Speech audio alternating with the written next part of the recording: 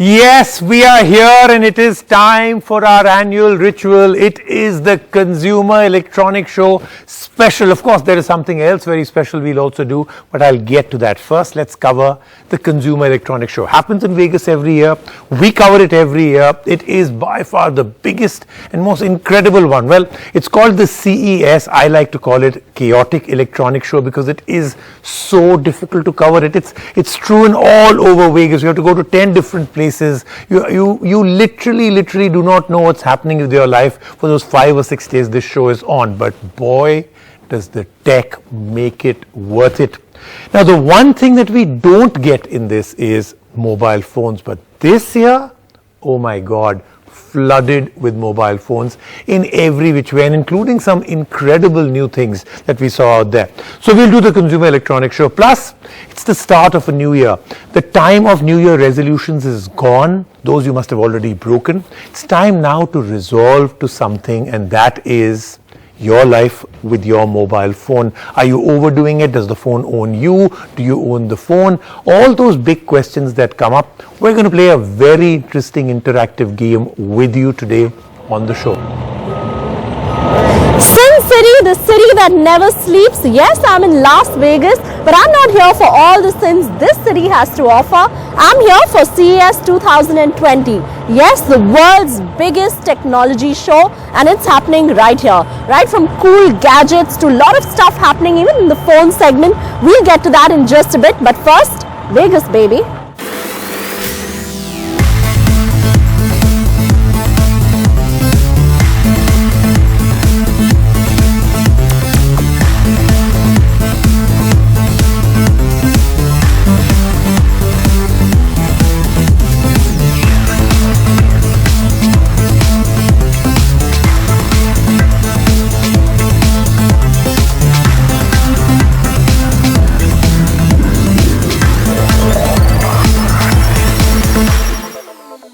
Alright, it's now time for CES. Our journey starts off in Las Vegas. Sanjana is out there. In fact, he still is there, even though CES has just now officially got over. But the most incredible thing is, every year we go there and we are absolutely blown by the amount of technology, but we are very underwhelmed by the fact that there's not enough mobile phone stuff. This year, that changed dramatically. We're going to start off our journey with the folding phone. Now, folding phones, folding laptops, folding screens are absolutely the future, and the proof is at CES, where we had a laptop tablet that folds and we had a phone from TCL that folds. Now remember, this is a prototype. It's not really going to be the final phone that will come out, because I still think it should have a front screen. You can't have a folding phone that doesn't have a front screen. Even if the screen is very small, I need to know who's actually calling me before I have to open my phone. That's a bare minimum. And of course it needs more cameras and other things, but I have to tell you, this is an incredible folding phone even as it is, including it looks great from the outside, the way they've actually made it, and even more interestingly is the fact that it's going to be priced very, very low. I mean, relative to the fact that there are others that are more expensive. Take a look. We aren't done with foldable phones just yet. Right here at CES, TCL has showcased some of their concept foldable phones. Well, they do have some catching up to do because these are still concept. The one you see next to me is a dual foldable phone. There's also one that folds out thrice, which you'll take a look at. There are also some foldable wearables, but all of these are concepts. TCL has also come out with the premium TCL 10 Pro, but unfortunately they haven't showcased it at CES. But climbing down the price ladder a bit, they have showcased the new TCL Plex, which we'll take a very quick look at. One brand that took us by surprise at the CES 2020 show was TCL. Along with 8K TVs, the brand showed off its foldable concept phone. While the foldable phone is far from ready for the consumers, TCL has assured it will cost much less than the present foldables in the market. And that itself will be a big win for the company. The foldable phone currently doesn't have a notch, no front camera, and looks industrial at the moment, though the prism reflective back is pretty good. We weren't allowed to touch the phone at the booth.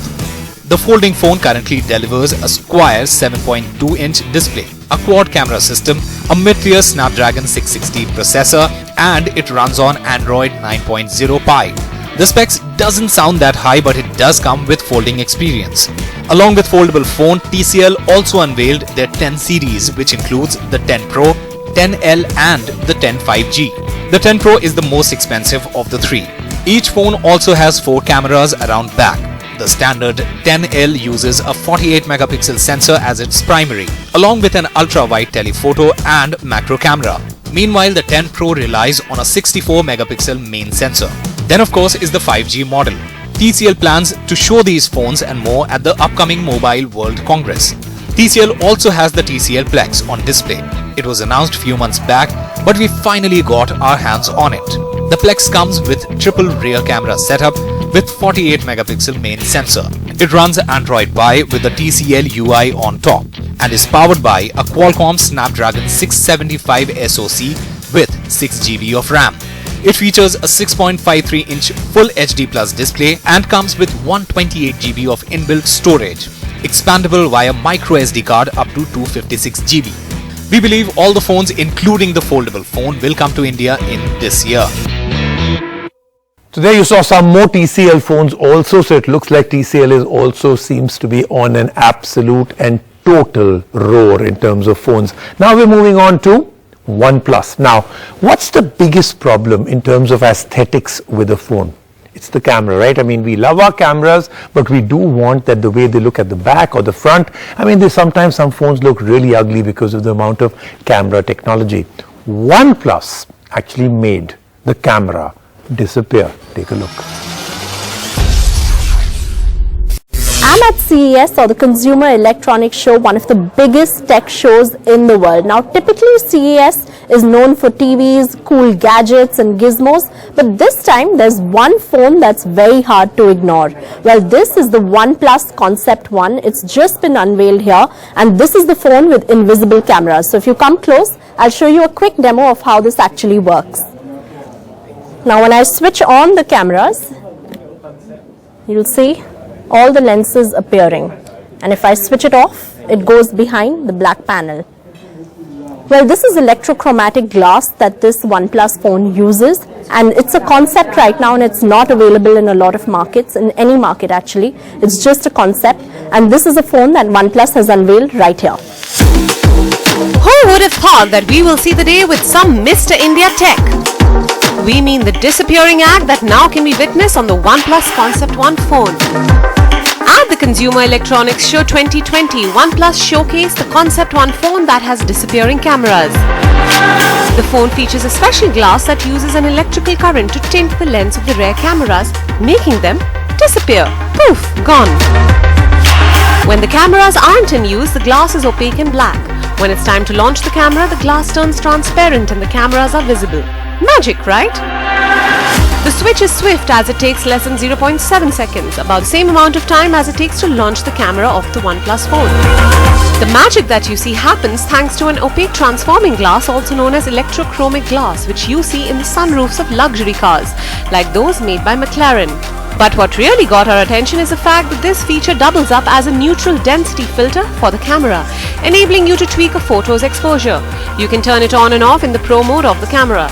The design language is highly inspired by McLaren, with papaya orange stitched leather on the back and PVD treated aluminium.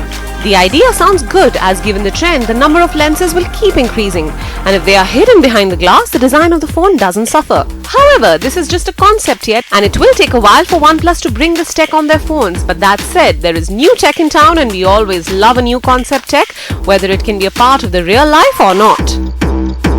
这个是一个我们在这个行业里面做的一个很大胆的一个尝试，虽然它的现在的这个状态已经离这个量产的这个状态呢已经很接近，但是呢，我们要让它真正是一个变成一个可量产的送到消费者手上的产品，还有许多的这种验证的工作要做。当然，我们肯定是后面我会把这个技术应用到我们所有的一加的手机上，只是说我们现在还有一些工程的验证的问题，我们需要可能有更多的时间。那我相信这个时间不会太久。Now let's move on to Samsung. Now Samsung of course did a whole lot more, a lot of exciting things out there by Samsung, including their giant TV, their wall TV, a TV that actually rotates, it actually has a double orientation, horizontal and vertical, and a whole lot more that they've done out there. But again, they did something which came as a bit of a surprise, because this didn't have too many leaks. There are two big flagship phones, the Note and of course the Galaxy S series, now have lite versions. Now no one had guessed that would ever happen. Take a look. We know CES is all about TVs and displays, and Samsung has left no stone unturned there. But right here, Samsung has also showcased two of their latest phones that are scheduled to come out later this year. This is the S10 Lite that I'm standing right next to, and there's also the Note 10 Lite. Now both these phones are slightly stripped down from their big flagships. In fact, the S10 Lite doesn't have the Infinity curved display, but it does have a beautiful Infinity AMOLED display, and it has the punch hole camera right in front, and it has a beautiful back that Samsung calls, it's a mix of glass and plastic, so Samsung calls it Glassic. Well, we'll take a detailed look at both these phones, the Note 10 Lite and the S10 Lite. Samsung sure knows how to make its presence felt at a big event. With 8K screens, rotating TV, AI and a whole lot more, there is no chance you can miss this brand at the CES 2020. But even with all these launches and announcements, even with a MWC and Unpacked planned in the near future, Samsung gave consumers the chance to experience the Lite. We are talking about the Lite variants of the premium phones, the Note 10 and the S10. Meet the S10 Lite and the Note 10 Lite, which features the squarish island of rear cameras seen on the latest iPhone. Let's first tell you quick differences between the two phones. The most obvious is the Note 10 Lite's S Pen stylus, which was just as responsive on the Note 10 Lite as it is on the Note 10 Plus. The Note 10 Lite has a headphone jack, the S10 Lite does not. There are separate camera sensors too, with the Note 10 Lite having main, telephoto and ultra-wide angle lenses at 12 megapixels each. Meanwhile, the S10 Lite has a 48 megapixel main camera, 12 megapixel ultra-wide angle and a 5 megapixel macro lens. The S10 Lite also comes with super steady OIS, which we may see on the S11 launching next month. What is common though is the beautiful and large 6.7-inch display on both the phones with extremely thin bezels, and they both come with 4500 mAh of battery. We will get these phones in India soon. And of course, now let's move on to everything else that Sanjana has out there from CES. I'm not even thinking of getting on that treadmill. I've done my steps for the day at CES itself. But this is actually the Amazfit Home Studio. Now what this is, it's not a giant phone. It's actually a mirror and a treadmill put together. So you get on the treadmill and the mirror will have a personal coach that comes up and tells you exactly what kind of exercises you can do. In fact, the mirror even has a camera and it has motion detection, so it will tell you where you're going wrong and how you can improve your postures. Well, there's a lot of personal training, a lot of home tech out here, and take a look at this Amazfit Home Studio. Talk about perfect combinations. Amazfit brings the home studio, which has a smart mirror and a treadmill. And people, that's the new trending couple at CES 2020. Amazfit Home Studio has 3 modules: the glass, a 43-inch HD smart mirror, JBL surround sound speakers and a treadmill. Then there is a 3D time-of-flight camera that the system's computer vision will use to keep an eye on your posture and technique. To start a class, turn up the smart mirror, at which point you'll be able to access a library of 1,000 classes across a wide variety of exercises. And they don't all have to be treadmill based either, since you can participate in yoga, sculpt and stretching classes on the floor.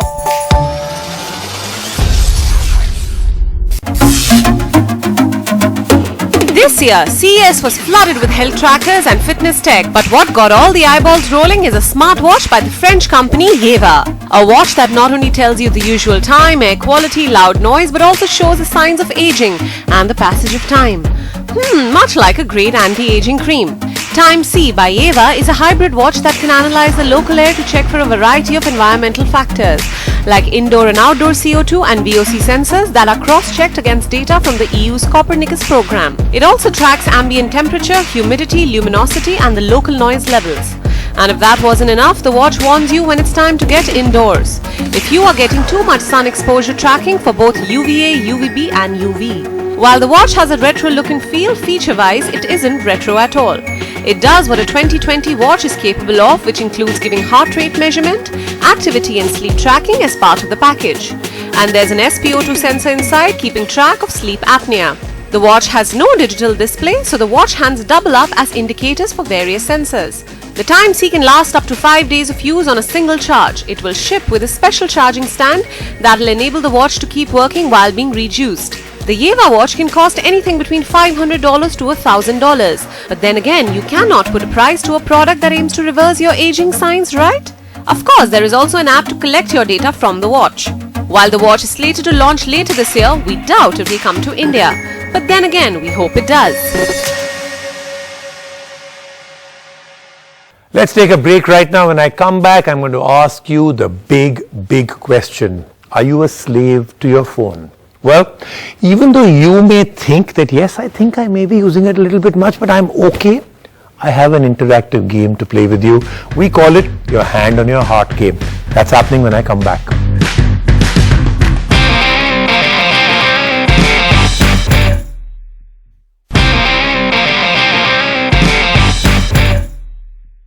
Welcome back to the Cell Guru Show in a very special segment, something that I really have very strong feelings about, because I think we are going down deeper and deeper into a hole. So my question is, are you addicted to your smartphone? Are you your phone's slave?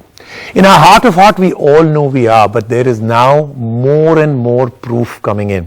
Thanks to a study conducted by Vivo, and I have to say that this is where I think it becomes really incredible, that Vivo, now remember, Vivo is a smartphone maker, and a very gutsy, very bold move by Vivo, that they have done a study to see, are we being mindful about the way we use our phone, or are we absolutely and totally becoming addicts to our phone? So first of all, kudos to Vivo. Well done. I'd really like the fact that they've done it. In fact, their switch off campaign, switch off your phone and spend more time with your family, is a fantastic campaign and something that I truly believe comes from the heart. But the study that Vivo did, frightening statistics have come out on the level of dependency we have on our phones.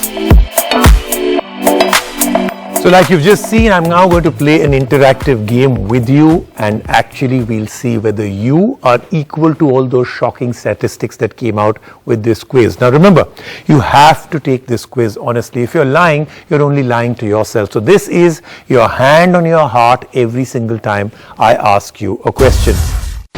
We're also going to give you some statistics from the Vivo CMR study that I spoke about. So are you ready? Okay, let's start off. Question number 1. How many hours a day do you think you use your phone? Think, how many hours a day? Well, are you shocked to know it's more than 5 hours? That's the average, 5 hours a day. Can you spend 5 minutes? That's question number 2. Can you spend 5 minutes having a conversation with your friends or family without checking your phone? Almost 33% or more said they cannot, and I actually believe it. How many minutes from the time you wake up to the time you actually grab your phone? Think about it. More than 50% can't resist checking their phone within 5 to 15 minutes. Now, do you feel compelled to constantly check your phone? Well, about 42% of you do. Do you feel isolated without your phone? Again, about 40% of you do. Do you feel nervous if you're running out of battery, and even more nervous if you leave your phone at home? Well, again, a very large number, more than 1/3 do. Can you survive without your phone for more than 4 hours? Now really think about it. No phone, 4 hours. 60% said they couldn't. Can you switch off your phone for more than 24 hours? 96% said that they cannot. And of course, the biggest addiction is social media. Can you switch off from social media? 66% said impossible. There's no way they can do it. So how did you fare? You know, most of the people that I've run this as a live quiz, they fared much worse than what the Vivo CMR study was all about. So I think it's time now to really seriously look into our relationship with our phone. The smartphone is easily the greatest communication tool of all times. Let's make sure we use it, we don't get used by it. Here are some tips, and remember, they may seem that they are difficult. You'll be shocked that you can do it very, very easily and your entire life will change, especially your relationship with real human beings. Take a look. Here are things you can do right away that will immediately have a massive impact. Don't get fixated about your addiction by doing a digital detox and abandon your phone completely. That makes it much worse and you'll obsess and fret. Use a phone usage monitoring app that tells you total time that the phone is being used, number of times unlocked and minutes spent on each app with a real-time ticking clock. Don't charge your phone in your room. When you don't see your phone, your need to check it reduces dramatically. Ban phones at any point when the family or more than 2 people are together. Ban it from meals, the dining table and any family time. Take all your social media apps, messaging app or any app that has a counter on it and put them inside a folder on the lock screen. That short circuits your need for constant checking. Check yourself before you check your phone. As you're reaching for your phone, ask yourself, am I expecting something earth-shatteringly urgent? The answer is usually no. Put the phone back and check it after 2 hours. Alright, that then was our Cell Guru show, a very special show where we did 2 very special things, CES and making sure that your relationship with your phone actually improves. But remember, next week we've got more from CES, we've got a brand new phone from LG that is a dual screen phone, and we've got the Realme Buds and a whole lot more. I'll see you next week.